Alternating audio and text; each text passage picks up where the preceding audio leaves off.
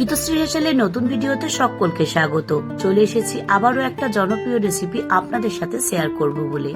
আজ বানাবো ছট পুজোর প্রসাদ হিসাবে ঠেকুয়া।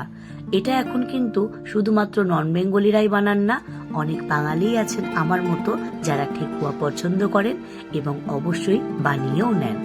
আমার তো এতটাই ভালো লাগে, তাই পুজো অবধি অপেক্ষা না করে পুজোর আগেই বানিয়ে নিলাম। কারণ পুজোর সময় আমি কিন্তু অনেক মাসিমার কাছে এই ধরনের ঠেকুয়া প্রসাদ হিসেবে পেয়ে থাকি, এবারেও পাবো। কিন্তু আমি আর অপেক্ষা করতে পারলাম না, পুজোর আগেই বানিয়ে নিলাম ছট পুজো স্পেশাল ঠেকুয়া।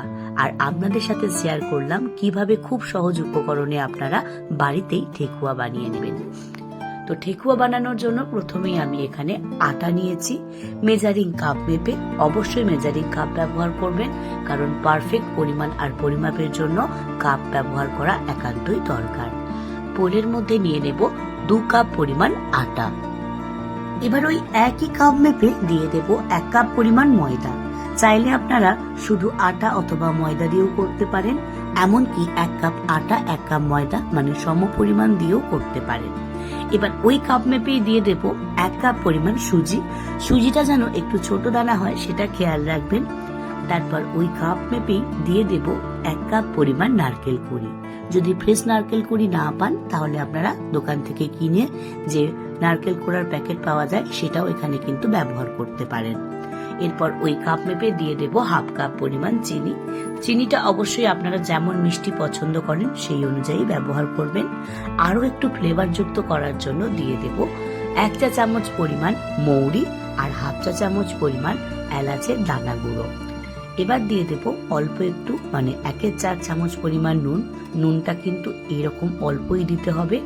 এবার সমস্ত শুকনো উপকরণগুলোকে চামচের সাহায্যে খুব ভালো করে এইভাবে মিশিয়ে নিতে হবে। তারপর এর মধ্যে দিয়ে দেব 1/2 কাপ পরিমাণ গুড়। আপনারা যদি গুড় না দেন সেক্ষেত্রে চিনির পরিমাণটা একটু বাড়িয়ে নেবেন। তার উপরে দিয়ে দেব 4 চা চামচ ঘি। আমি একটু ভালো করে গলিয়ে নিয়েছিলাম। তারপর এর মধ্যে দিয়ে ভালো করে হাতের সাহায্যে চেপে চেপে কিন্তু এটাকে মেখে নিতে হবে বা ময়ম দিয়ে নিতে হবে। যখন দেখবেন এরকম শক্ত হয়ে যাচ্ছে জানবেন ময়মটা কিন্তু পারফেক্ট হয়েছে, কারণ এগুলো কিন্তু বেশ খাস্তা আর মুচমুচে হয়, তাই ময়মটা কিন্তু এই রেসিপির জন্য বেশ ইম্পর্টেন্ট। হাতের সাহায্যে প্রেস দিয়ে দিয়ে খুব ভালো করে কিন্তু সময় নিয়ে এটাকে মেখে নিতে হবে। দেখুন বেশ সুন্দরভাবে কিন্তু ময়মটা আমার দেওয়া হয়ে গেছে। এবার কিন্তু আমি অল্প অল্প জল আঁচড়া দিয়ে দিয়ে এটাকে মাখবো। একদমই কিন্তু জল দেওয়া যাবে না।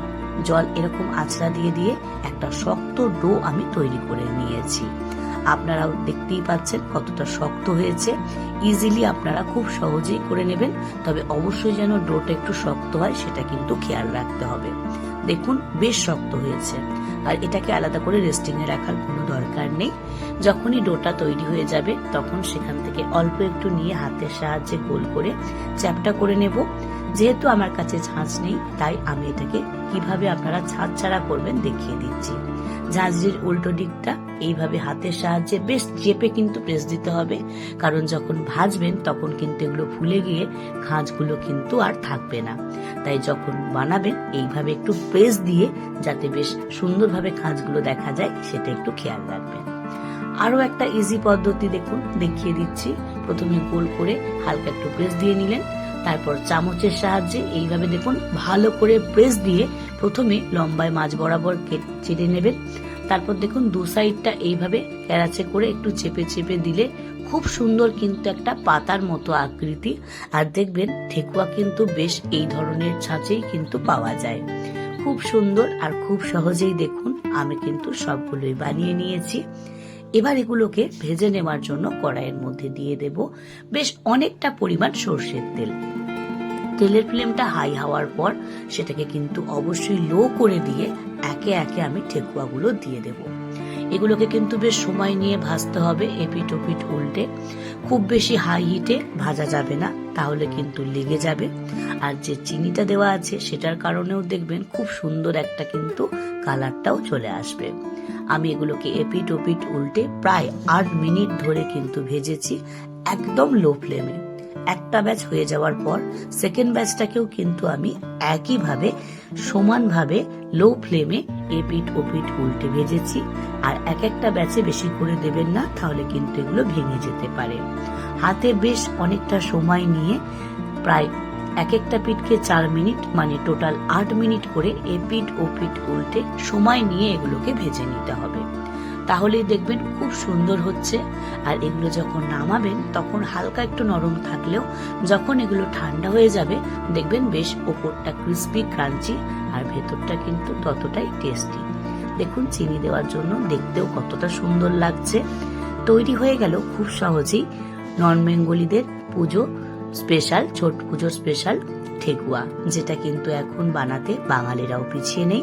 আর আমার মতো অনেক বাঙালি আছেন যারা ঠেকুয়া খেতে ভীষণই পছন্দ করেন। তাই অপেক্ষা না করে ঝটপট একবার বানিয়ে নিন। বানানো যেমন সহজ, খেতে কিন্তু ভীষণই টেস্টি। আর এগুলো বানিয়ে আপনারা কিন্তু বেশ অনেকদিন রাখতেও পারেন। তবে হ্যাঁ, কতদিন রাখতে পারবেন সেটা বলতে পারছি না, কারণ এতটাই টেস্টি বিশ্বাসই করবেন না, একটা খেলে কিন্তু মন ভরে না। তাই খুব সহজেই আপনারা ঝটপট এই রেসিপিটা একবার বানিয়ে নিন। আর আপনাদের কেমন লাগলো সেটা আমাকে কমেন্ট করে জানাতে ভুলবেন না। যদি ইউটিউব থেকে দেখেন তাহলে লাইক শেয়ার কমেন্ট করতে প্লিজ ভুলবেন না।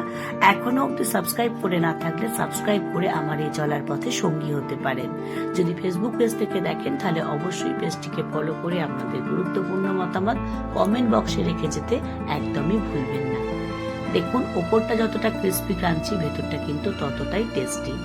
তাই একদম দেরি না করে ঝটপট বানিয়ে নিন। ভিডিওটা শেষ অবধি দেখার জন্য আপনাদের সকলকে অসংখ্য ধন্যবাদ। আবার দেখা হবে আপনাদের সাথে গীতশ্রী হেসেলে। ভালো থাকবেন।